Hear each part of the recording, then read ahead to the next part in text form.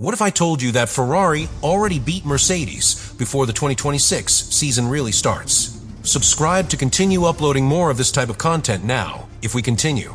Because while everyone was looking at the track times, another race was silently taking place, a much more important one, where the FIA has just made a decision that could change everything. Are we facing the end of Mercedes' dominance, or Ferrari's smartest move in years? It all starts long before the cars hit the asphalt in 2026, because this story doesn't start with a race. It starts with a suspicion. In the paddock, several teams are beginning to notice something strange about Mercedes' performance. It is not simply that they are fast, it is that there is a difference that does not quite fit with what the regulations dictate. An apparently small advantage, but constant, repetitive, and above all, impossible for its rivals to replicate immediately. That's where Ferrari comes in, arriving at this new era with a completely different mentality than in previous years.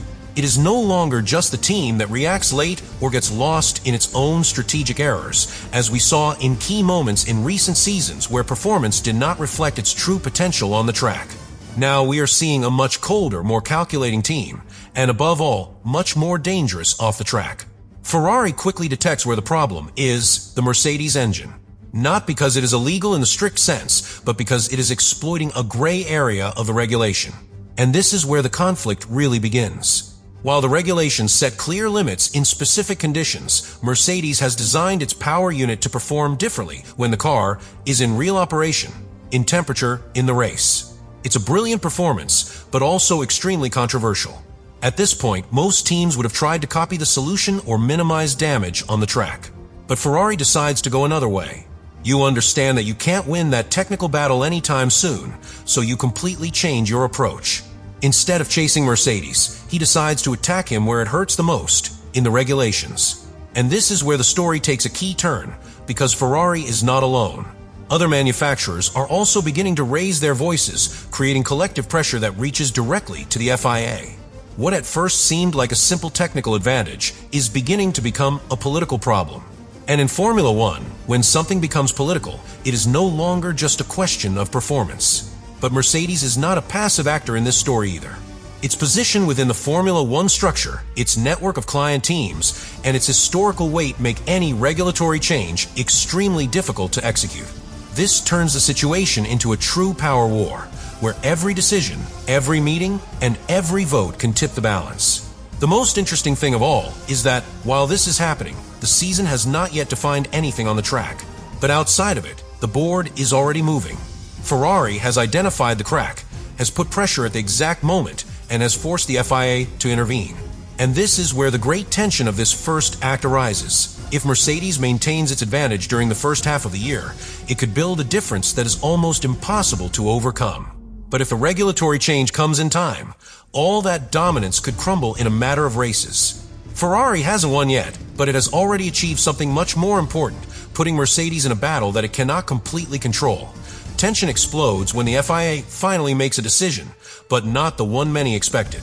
Because far from immediately stopping Mercedes, the organization validates its engine as completely legal under current regulations. And this changes the scenario completely, because suddenly all of Ferrari's efforts seem to have been of no use, at least in the short term. Mercedes wins the first battle, and he wins it in the most dangerous way possible, with time. Because not only does it retain its advantage, but now has the green light to exploit it throughout the first half of the season. That means that each opening race becomes an opportunity to build a difference in the championship that can be decisive. It's not just performance, it's strategic, psychological, and competitive margin. But this is where the story becomes much more complex. Because although the FIA declares the engine legal, it introduces a key change that goes unnoticed by many at first. From a certain date, measurements will no longer be carried out only when cold, and will also begin to be carried out under real operating conditions. That is exactly the point where Mercedes is taking advantage. And here is the real coup for Ferrari. They have not achieved an immediate sanction, but they have planted a time bomb within Mercedes' domain. From that moment on, every victory, every point, and every advantage that the Germans achieve begins to have an expiration date. Because they know that there will come a time when they will have to modify their engine, adapt it, and probably lose part of that superiority that makes them untouchable today. This generates a completely different dynamic within the championship. Mercedes enters a phase of covert urgency. You need to maximize results before the change. Each race counts double. Every mistake can cost you a title. They are no longer simply competing, they are racing against the clock. Meanwhile, Ferrari plays at a different pace. You know that you don't need to despair at the beginning. They know that the second half of the championship could be a totally different scenario, and that allows you to make more calculated, more strategic, even more aggressive decisions in development, thinking about the exact moment when the board resets. But this doesn't end here, because in parallel, another controversy arises that adds even more tension: the possible modification of electrical power. A decision that, coincidentally, directly affects one of Ferrari's strengths, its starting capacity and initial acceleration. And then the question changes.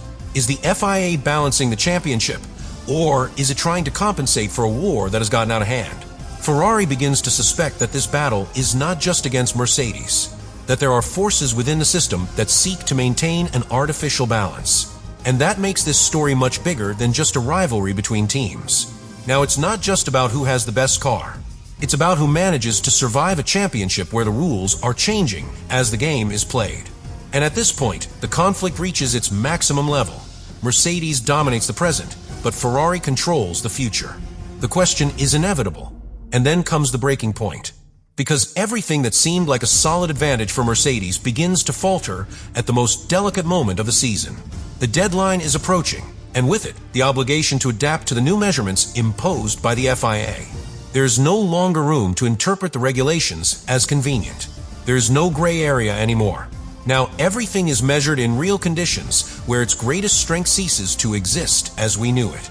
And this is where the narrative changes completely. Mercedes, which had built its dominance with surgical precision, is forced to modify the heart of its performance.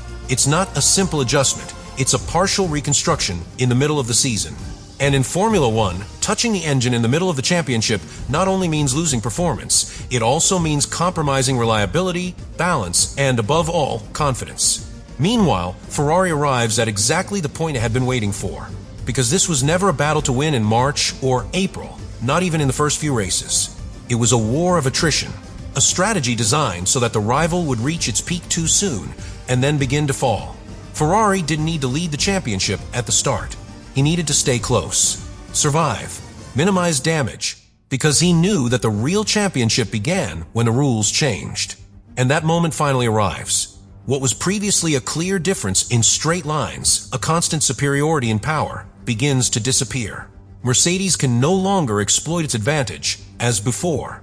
And in that moment, the entire balance of the championship is reset.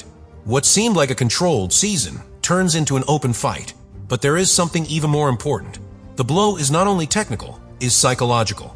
Because Mercedes goes from being the dominant hunter to a team that reacts. What a doubt that you have to adapt under pressure. And in a sport where every thousandth counts, that mental transition can be even more decisive than any mechanical change. Ferrari, on the other hand, enters its ideal territory.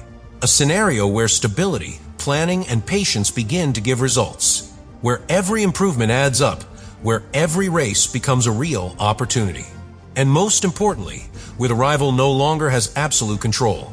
In the end, this story makes something very clear. Ferrari didn't win off the track by chance. He won because he understood before anyone else that modern Formula One is not decided only with the fastest car, but with the ability to anticipate, apply pressure, and change the rules of the game at the exact moment. And when that happens, when you manage to make your rival lose his greatest advantage without overtaking him on the track, you're no longer competing in their race. In the end, what we are seeing in 2026 is not simply another season of Formula One. It is a complete redefinition of how winning is done in this sport.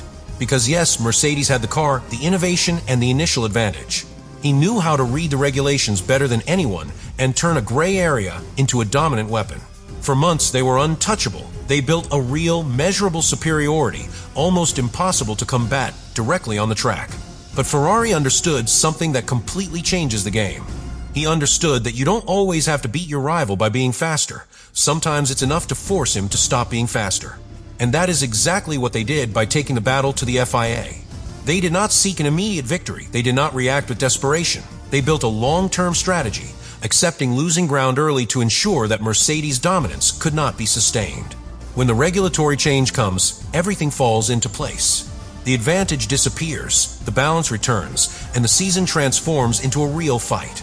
At that moment, it no longer matters who started better, but rather who knew how to best prepare the outcome. And that's where Ferrari wins. Not because it dominated on the court from the beginning, but because it was the only team that played the entire game. Technical, political, strategic, and mental. While others competed race by race, Ferrari was designing the entire championship. This story leaves a clear lesson. Modern Formula One is no longer decided only in the curves, nor on the straights, nor even in the garages. It is decided in the ability to anticipate, to influence, and to understand that true power lies in controlling the context in which everyone competes. Ferrari didn't just stop Mercedes. It changed the rules of the game. And when that happens, winning on the track is no longer the beginning of the story. Subscribe to continue uploading more of that content. Now you really think about all this.